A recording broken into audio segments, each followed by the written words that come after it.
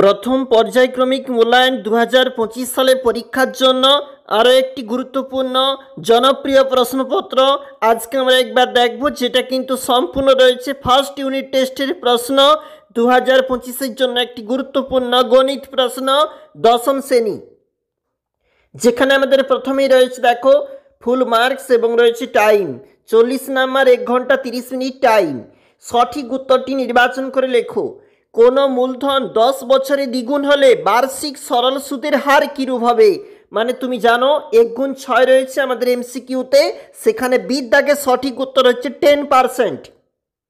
ABC ক্রমিক সমানুপাতি হলে প্রদত্ত কোন সম্পর্কটি সত্য?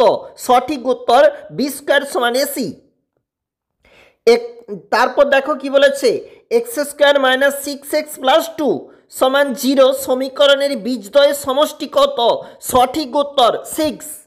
দেখো আমাদের যেখানে 4 দাগের যে প্রশ্নপত্র মান কত হবে বলেছে, মান নির্ণয় করতে বলেছে, সেটার কিন্তু সঠিক উত্তর অবশ্যই 4। ও কেন্দ্রীয় বৃত্তের এবি এবং সিডি যা দুটি দৈর্ঘ্য সমান, এ ও বি কোণের মান যদি 60 ডিগ্রি হয়, তাহলে সি ও ডি কোণের মান কিরূপ হবে? সঠিক উত্তর হচ্ছে 60 ডিগ্রি। পরের প্রশ্ন, দুটি ঘনকের আয়তনের অনুপাত 1:27 হলে ঘনক দুটি সমগ্রতলের ক্ষেত্রফলের অনুপাত কিরূপ হবে? সঠিক উত্তর 1:9।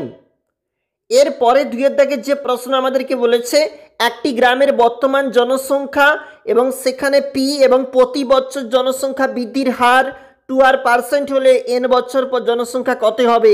এটা দিয়ে শুরু রয়েছে। এই প্রশ্নগুলির মান কিন্তু 2 নাম্বার করে।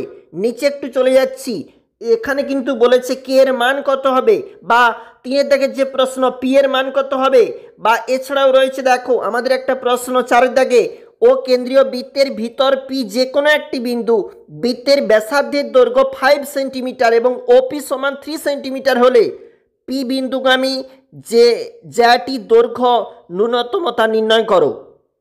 ভিভিআই প্রতিটি প্রশ্ন গুরুত্বপূর্ণ, আমরা একাধিক প্রশ্নপত্রের সেট উপস্থাপন করে থাকি, আর আজকে দেখতেছি এইরকমই একটি গণিত প্রশ্ন, এবং সেখানে 5 দাগের আরেকটা প্রশ্ন, একটি আয়তঘনকের তল সংখ্যা এক্স, ধার সংখ্যা ওয়াই, শীর্ষবিন্দু জেড এবং কর্ণের সংখ্যা পি হলে X plus Y plus Z plus P এর মান কিরূপ হবে?